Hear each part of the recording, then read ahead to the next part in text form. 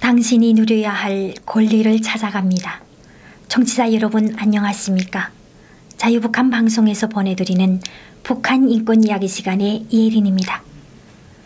중국을 비롯한 애국 사람들은 북한에 대해 어떤 것들을 궁금해하고 있을까요? 많은 궁금증 하나가 바로 지난 고난의 행군 시절에 300만 명이 굶어 죽고 몰래 국경을 넘어 중국으로 탈북한 사람도 30만 명이나 되는데 어떻게 지금까지 최고 지도부가 바뀌지 않고 체제를 유지하고 있느냐는 것입니다. 그럴 만도 합니다. 한국만 해도 많은 세월과 사건을 거치면서 선거를 통해 당이 바뀌고 대통령이 역시도 수차례 바뀌었습니다.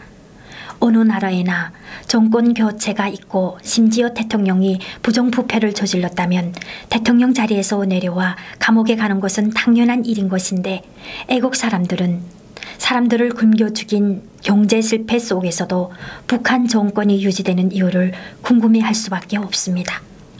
그런데 그 이유는 너무나 간단하여 북한에서 살아가는 사람이라면 누구나 잘 알고 있습니다. 바로 인민들에 대한 철저한 감시 체계가 있기 때문이라는 것입니다. 인민들 한 명 한 명의 행동이 누군가에 의해 항상 감시되니 그 어느 누구도 체제를 비판하는 말을 할 수가 없습니다. 또한 어떠한 시위를 벌인다는 것은 더더욱 상상하기 어려운 것입니다. 북한 인권 이야기 오늘 이 시간은 바로 이 감시 체계에 대하여 이야기해 보고자 합니다. 여러분은 하루 종일 국가의 감시 속에 살고 있다고 해도 과언이 아닙니다.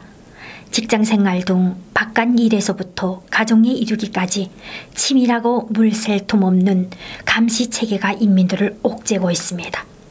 잠을 잘 시간까지도 숙박검열이라는 것이 있어서 무엇을 하는지 또 누가 찾아왔는지까지 감시를 하니 이게 말이 되는 것일까요? 인민감시에서 활약을 하고 있는 기구는 아시다시피 국가안전보위부가 있습니다.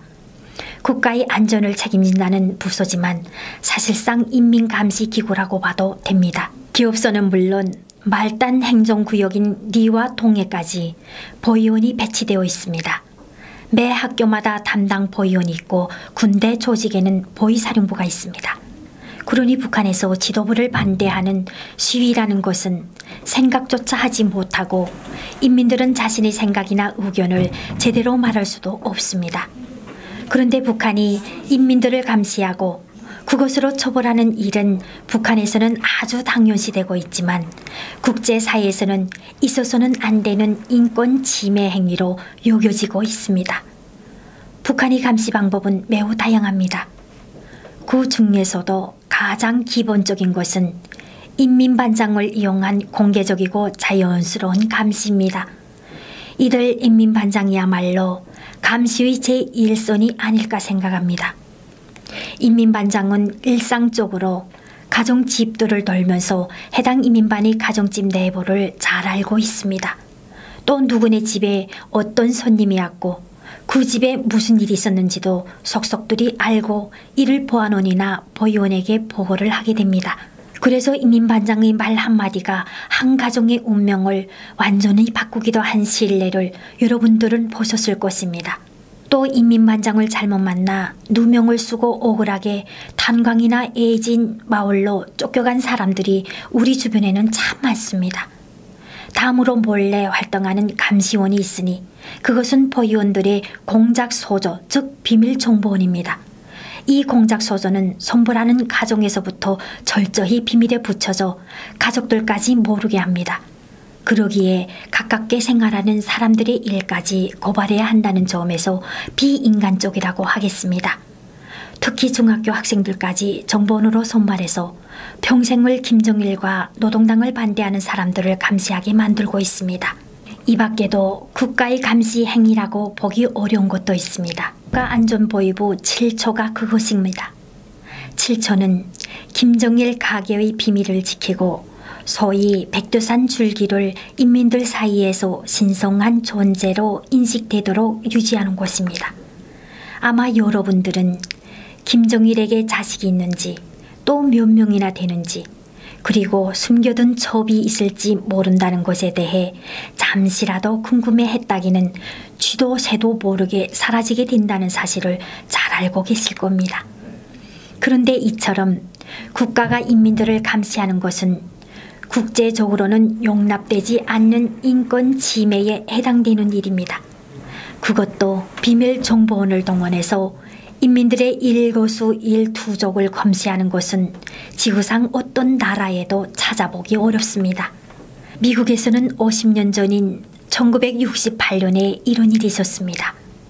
닉슨 대통령이 두 번째로 대통령이 되기 위해 대통령 선거에 출마했는데 닉슨이 대통령직을 이용하여 상대방 후보의 선거 사무실에 도청 장치를 설치한 것입니다.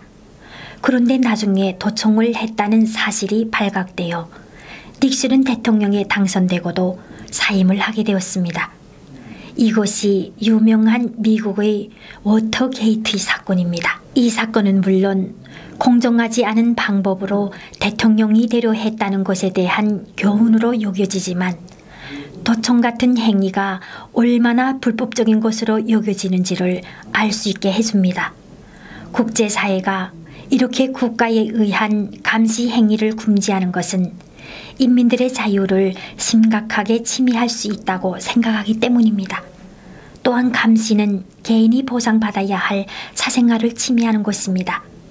그래서 유엔의 인권규약은 어느 누구도 사생활이 감시받거나 침해되어서는 안 된다고 규정하고 있습니다.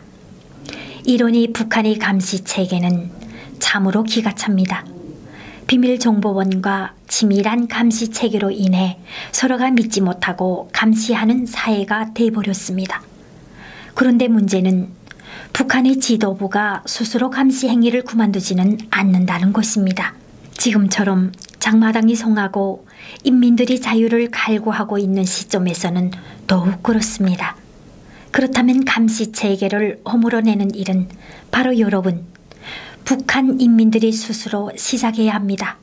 먼저 인민반장과 비밀정보원이 자각을 높여서 감시 행위를 점차 중단해야 합니다. 더 중요한 것은 보위원이나 보안원이 감시 행위가 인권 침해라는 사실을 아는 것입니다. 그렇게 되면 점차 인민들 사이에 신뢰가 쌓이고 활력 있는 사회가 될 것입니다. 그런 날이 곧 올 것이라 믿으며 오늘 이야기는 여기서 마무리할까 하는데요.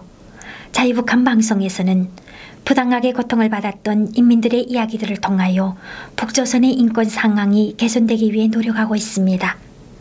여러분의 권리를 찾는 하루가 되길 바라면서 자유북한 방송의 북한 인권 이야기 시간에 이혜린이었습니다. 감사합니다.